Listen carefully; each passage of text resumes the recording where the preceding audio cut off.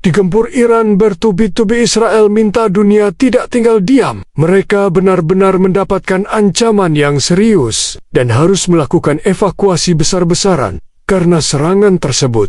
Langit di atas kawasan Timur Tengah mendadak jadi panggung besar dari drama geopolitik yang gak ada habisnya. Bukan drama Korea yang penuh cinta segitiga dan air mata, tapi ini lebih mirip serial action thriller kelas dunia yang tiap episodenya bisa bikin siapapun gak bisa tidur nyenyak. Kali ini, giliran Iran yang unjuk gigi, enggak tanggung-tanggung.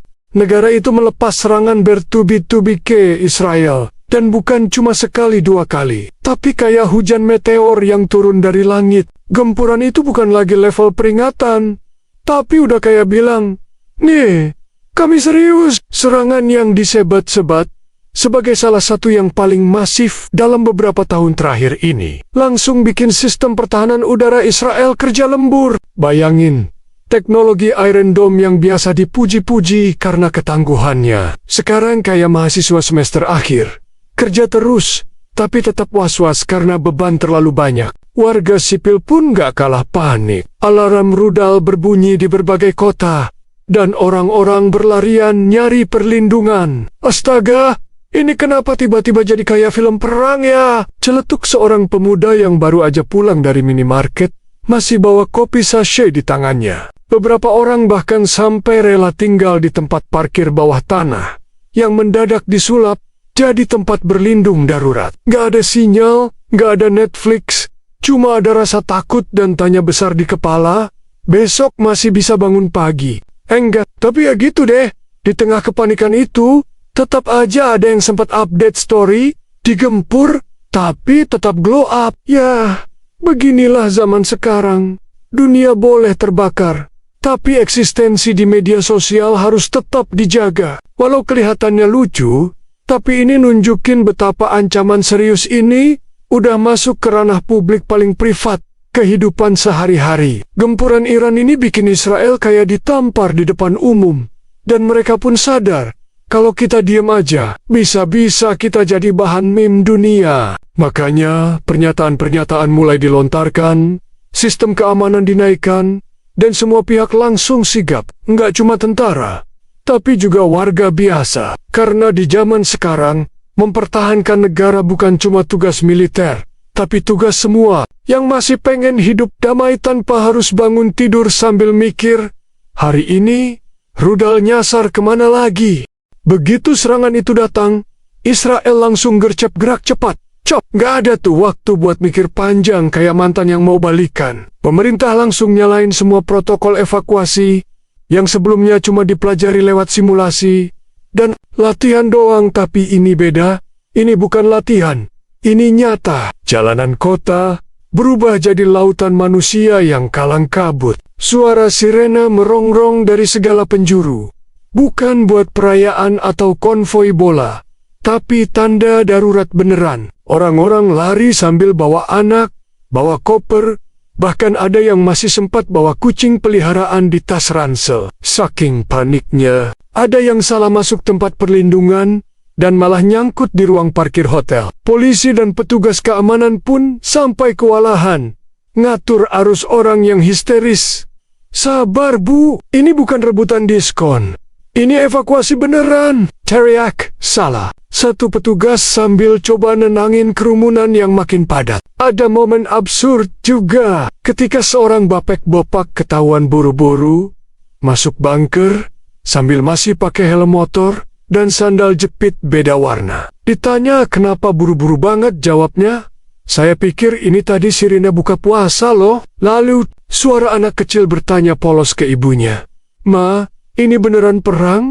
Atau kita lagi main petak umpet massal? Sang ibu cuma bisa senyum kecut, sambil terus menggandeng tangan anaknya menuju tempat aman. Kondisi ini menciptakan suasana aneh, antara serius, tegang, tapi absurd dan nyeleneh di saat bersamaan. Orang-orang saling tatap, saling bantu, tapi juga saling bingung. Sebagian warga yang punya ruang perlindungan pribadi di rumah mulai ngebuka pintu buat tetangga sekitar. Yang tadinya cuek, sekarang jadi akrab, saling peluk, saling kasih bantal, bahkan bikin grup WhatsApp warga selamat sementara.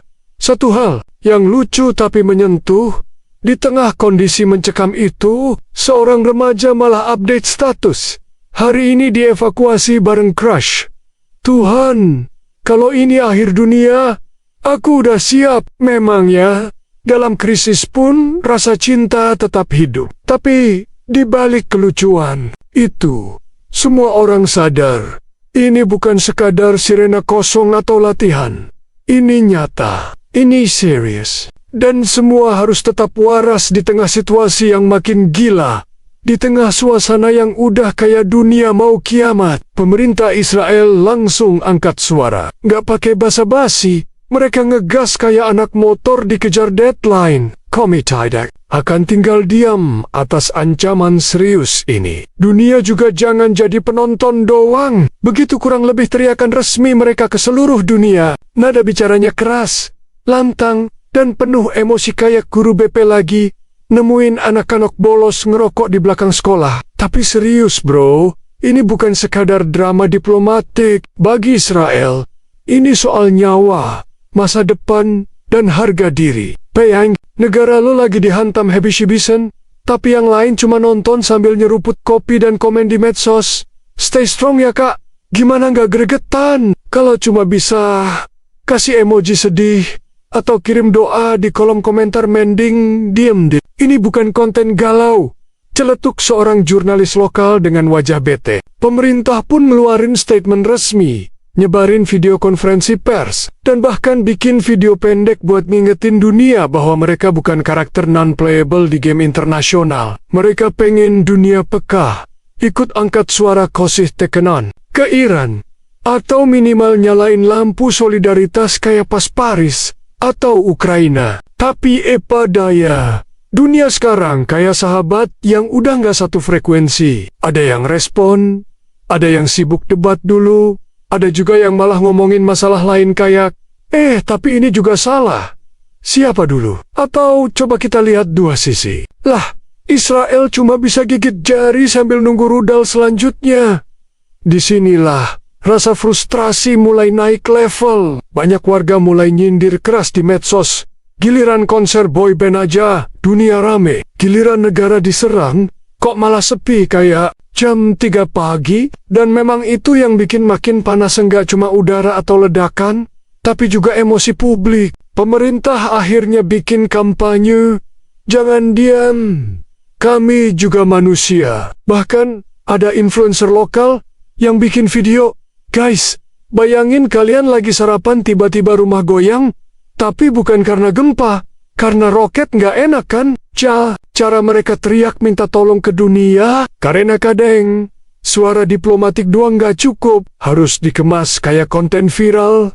Baru orang-orang bisa ngelirik, ini spek. Tapi di era TikTok ini, mungkin memang tragedi pun harus dikemas dengan engagement, biar bisa didengar. Tapi ya begitu deh, di zaman dimana semua orang bisa jadi komentator tanpa gelar, media sosial justru jadi panggung utama buat reaksi publik. Bukannya rame dukungan atau diskusi strategis soal geopolitik, justru netizen dunia malah sibuk ngebikin meme dan konten lucu.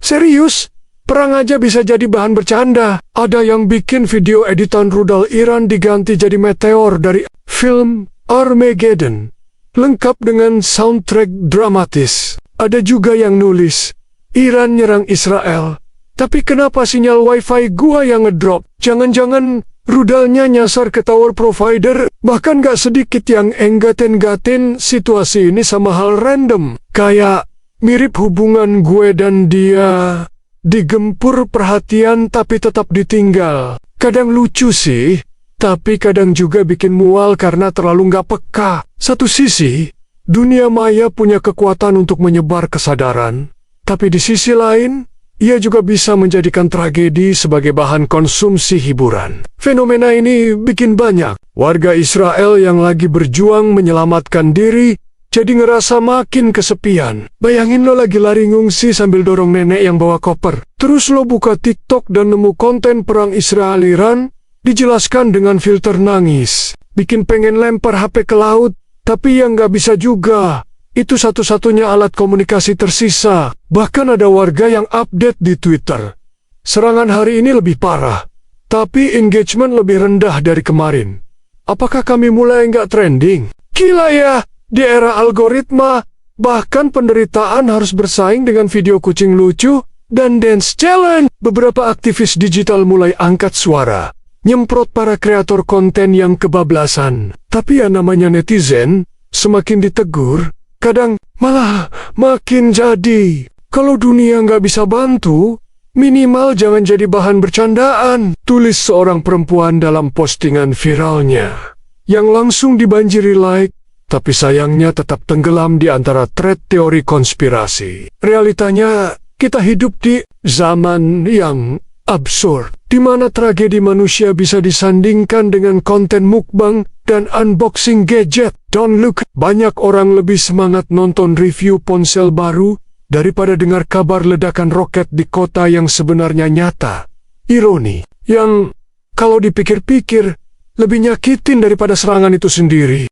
Sementara para warga sibuk lari-larian menyelamatkan diri dari gemuruh roket yang melesat tanpa permisi. Suasana di ruang diplomatik dunia mendadak berubah, kayak rapat keluarga besar yang baru tahu ada anggota yang ribut warisan. Negara besar yang biasanya slow respon, kayak sinyal di pelosok mendadak gerak. Para diplomat yang biasanya ngopi santai sambil diskusi ekonomi global, sekarang mulai saling lempar pandangan kayak pemain catur yang lagi mikir 20 langkah depan. Bro, kita ngumpul yo, bahas ini. Serius deh, bisa makin runyam kalau kita diem doang, ujar seorang diplomat Eropa. Katanya sambil nyeruput espresso yang belum sempat dia habisin karena notifikasi darurat di ponselnya. Rapat darurat pun digelar di markas besar PBB.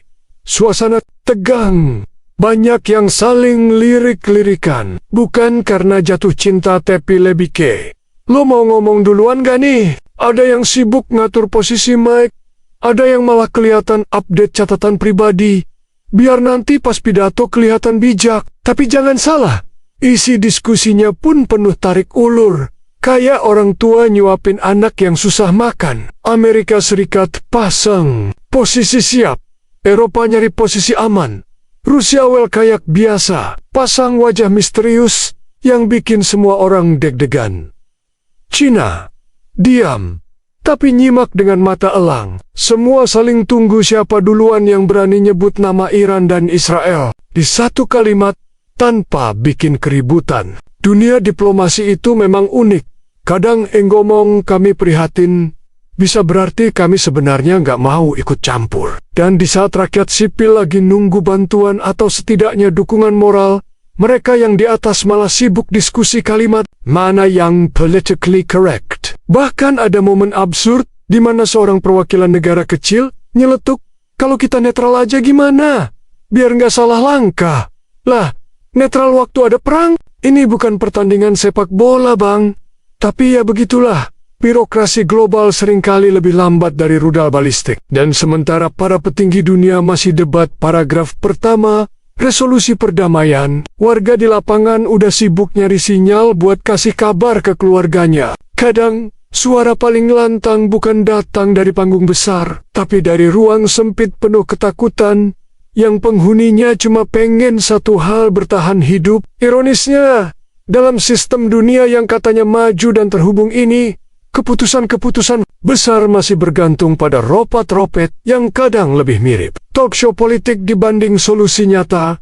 Israel makin frustasi, serangan makin deras, bunker makin penuh. Tapi yang mereka terima dari komunitas internasional masih sebatas template empati.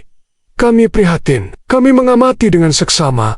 Kami berharap semua baik-baik saja. Lah, ini mah kayak ucapan di kartu ulang tahun mantan enggak ngaruh apa-apa. Akhirnya, pemerintah Israel ngeluarin jurus terakhir. Bicara pakai emosi. Mereka tampil di podium. Nada suara udah nggak sabar kayak customer yang nunggu paket nggak nyampe-nyampe. Kalau kalian cuma bisa bilang stay safe doang, mending nggak usah ngomong. Ini bukan konten Instagram, bro, ucap salah satu pejabat tinggi mereka. dengan nada penuh tensi dan mata berkaca-kaca. Mungkin bukan karena haru, tapi karena ngantuk begadang monitor radar. Serius, mereka ngerasa kayak lagi diteror. Tapi yang lain cuma nonton dari balik jendela sambil nyemil popcorn. Pemerintah akhirnya bikin video pendek kali ini bukan propaganda, tapi lebih kayak video curhatan. Durasinya cuma 2 menit, tapi pesannya jelas. Kita diserang, dan dunia cuma scroll. Video itu viral bukan karena produksi sinematiknya, tapi karena isinya relatable banget. Ada satu adegan di mana seorang ibu berteriak memanggil anak sambil lari ke tempat perlindungan. Di sampingnya, tulisan besar muncul, "Kami bukan headline, kami manusia." Netizen mulai kebagi dua. Yang satu nangis nonton, yang satu lagi malah ngedit videonya jadi konten reaction. Di Twitter, trending topik berubah tiap jam. Tapi tagar, "Pray for Israel" kadang tenggelam oleh drama artis kawin cerai. Pihak Israel mulai sadar, kalau mau didengar, mereka harus ngomong pakai bahasa zaman sekarang. Maka muncullah strategi kampanye digital. Mulai dari influencer, thread edukasi, sampai kolaborasi dengan gamer Twitch yang live stream, sambil bahas konflik. Gila nggak? Perang aja sekarang butuh campaign. Benar-benar dunia modern. Tapi ya itu tadi, di era yang semua harus viral, dulu baru dianggap penting. Israel merasa harus teriak lebih keras dari suara ledakan. Dan yang bikin sedih, kadang yang diteriakin malah nutup telinga pakai headphone noise cancelling. Maka jangan heran kalau akhirnya Israel pasang badan sendiri. Mereka nggak mau jadi korban diam-diam, karena diam-diam itu cuma cocok buat jatuh. Cinta bukan pas negara lo lagi dihujani rudal, sementara Israel sibuk cari perhatian dunia. Iran justru tampil diam-diam tapi mantap. Kayak karakter villain di film Hollywood yang ngomong dikit tapi sekali gerak bikin geger. Nggak ada klarifikasi yang ramah, atau siaran pers penuh senyum. Yang ada justru pernyataan keras yang bikin dahib. "Kami tidak main-main," kata juru bicara resmi mereka. Suaranya datar, tapi menohok. Kayak dosen killer pas bagi nilai UAS.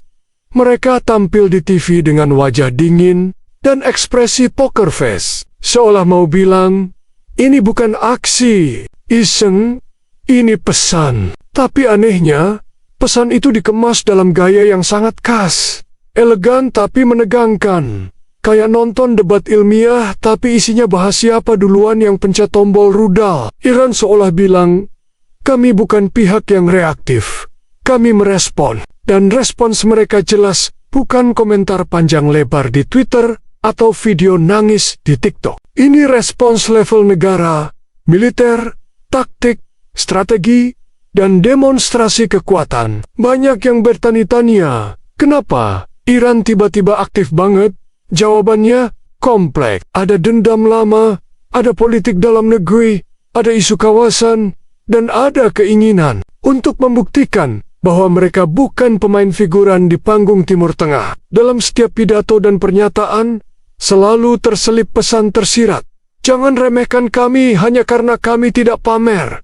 Dan dunia pun mulai serius ngelirik. Ini bukan cuma Israel yang lagi dalam bahaya, tapi juga kemungkinan dominonya bisa meluas. Tapi yang bikin suasana makin tegang, Iran gak tampil kayak negara yang panik. Mereka kayak pemain catur yang udah mikirin belasan langkah ke depan. Bahkan, analis militer sempat bilang, kalau kalian lihat pola serangan mereka, ini bukan spontan, ini udah dirancang. Sementara negara-negara lain baru sibuk ngatur kalimat pernyataan, Iran udah ngatur koordinat. Beberapa negara mulai gelisah, terutama tetangga-tetangganya. Kalau ini perang terbuka, kita kena cipratan, kata seorang analis geopolitik.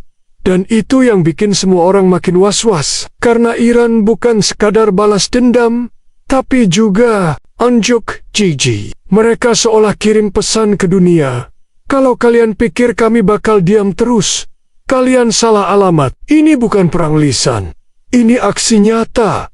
Dan yang paling menegangkan, Iran masih belum nunjukin semua kartu mereka. Ini ibarat game. Mereka belum pencet tombol ultimate. Di balik semua kegaduhan geopolitik, lontaran rudal, dan pernyataan politisi yang kayak skrip film laga, satu hal yang terlupakan dan justru paling penting adalah rakyat sipil. Mereka bukan jenderal, bukan diplomat, bukan analis strategi, tapi merekalah yang pertama kali merasakan dampaknya.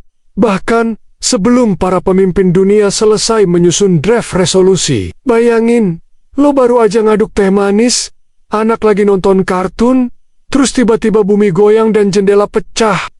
Gempa, tapi karena ledakan, dan lo nggak bisa marah ke siapapun, karena musuhnya nggak kelihatan, datang dari langit. Seorang ibu di Tel Aviv curhat ke media lokal, "Saya cuma pengen hidup normal, bangun pagi, nyuapin anak, terus kerja. Tapi sekarang tiap pagi saya buka mata dan pertanyaan pertama di kepala saya bukan anak, udah bangun belum?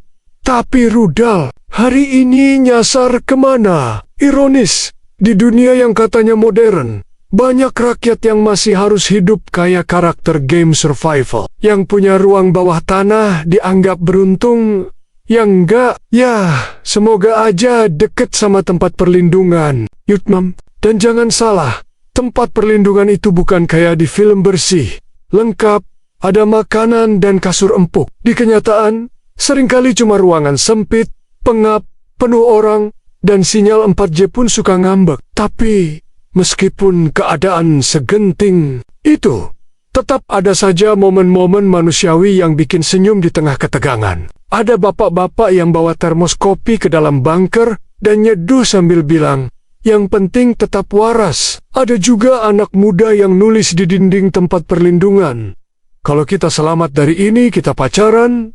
Ya, romantis tapi juga desperate. Bahkan di tengah bom dan ledakan, cinta dan humor tetap jadi senjata bertahan paling ampuh. Tapi tetap saja, hati siapa yang gak nyesek lihat anak kecil yang harus tidur di lantai dingin dengan suara dentuman jadi lalabai mereka. Ini bukan cerita fiksi, ini bukan adegan sinetron, ini nyata.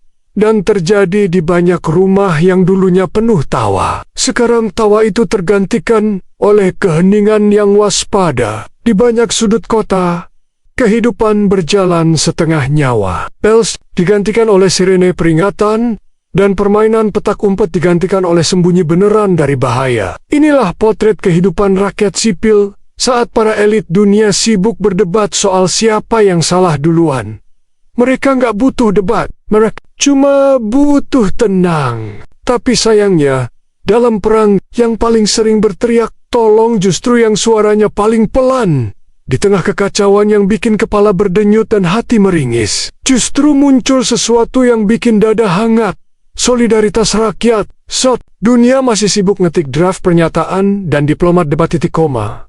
Warga sipil Israel bergerak duluan. Bukan karena mereka superpower, tapi karena mereka tahu kalau bukan kita yang saling bantu, siapa lagi? Banyak yang tadinya cuma kenal lewat senyum basa-basi di lift, kini saling peluk di lorong sempit tempat perlindungan. Rumah-rumah pribadi yang dulunya steril dan tertutup, kini terbuka lebar. Jadi shelter darurat buat tetangga dan siapapun yang butuh tempat aman. Ada yang bawa selimut lebih, ada yang masakin bubur buat anak-anak, bahkan ada pemuda yang ngecas. Powerbank, semua orang pakai genset yang biasa dipakai buat camping. Bro, dulu kita beda pandangan politik, sekarang satu ruangan bareng, tiduran di lantai, rebutan colokan, katanya sambil ketawa, walau matanya sembab. Di dunia yang makin individualis, momen kayak gini jadi langka dan justru terasa lebih berharga daripada apapun. Grup WhatsApp lokal yang biasanya isinya cuma info sampah dan undangan arisan, sekarang jadi hotline penyelamatan. Nama-nama tetangga yang dulu nggak hafal, sekarang jadi akrab banget. Tuh, si Mas Raffi, yang punya bengkel tuh, sekarang jaga anak-anak di sudut ruangan, ujar seorang ibu sambil bagi-bagi roti tawar. Bahkan, ada satu komunitas warga yang bikin dapur umum dadakan pakai tungku bekas barbeque. Di spanduknya ditulis, "Perang boleh panas, hati kita jangan ikut gosong." Gokil kan? Di tengah gelapnya situasi, ternyata cahaya itu datang bukan dari gedung tinggi atau orang-orang berdasi, tapi dari pelukan hangat tetangga, dari secangkir teh yang dibagi dua, dari keputusan kecil untuk membuka pintu, bukan membangun tembok. Satu hal yang mengharukan. Ada seorang nenek yang bilang ke relawan, "Dulu saya pernah ngalamin masa perang juga, tapi kali ini rasanya beda, karena saya nggak sendirian." Dan memang, kekuatan itu datang dari rasa bahwa lo nggak harus kuat sendirian. Lo cuma butuh tahu bahwa ada yang peduli, bahwa masih ada yang mau bantu. Walau sama-sama takut, bahwa solidaritas itu bukan konsep di pidato politik, tapi nyata di satu pelukan, satu nasi bungkus, satu ruang kecil di lantai rumah, di tengah dentuman dan retakan. Manusia tetap bisa jadi manusia, dan mungkin justru karena itu mereka bisa bertahan.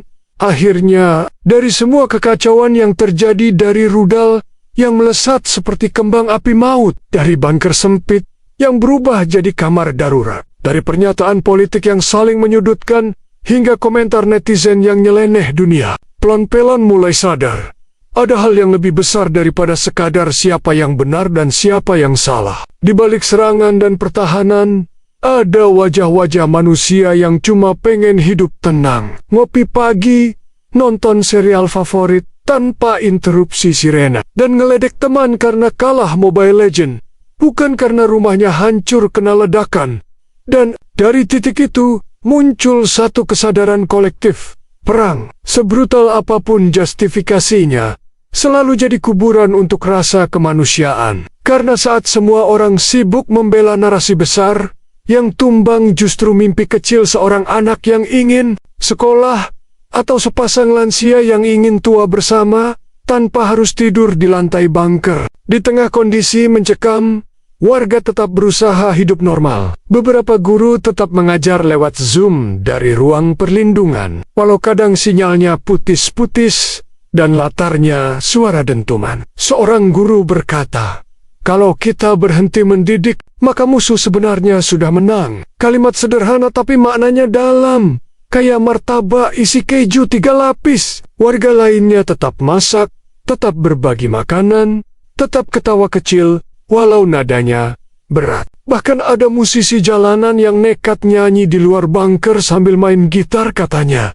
"Kalau kita berhenti bernyanyi, kita udah kalah sebelum bertarung." Di situ kita tahu, manusia memang bisa hancur, tapi semangatnya luar biasa susah dipadamkan. Maka harapannya sekarang bukan cuma supaya dunia mendengar, tapi supaya dunia benar-benar peduli, bukan karena trending, bukan karena tekanan media, tapi karena hati nurani. Karena hari ini yang dihantam mungkin Israel, besok siapa tahu.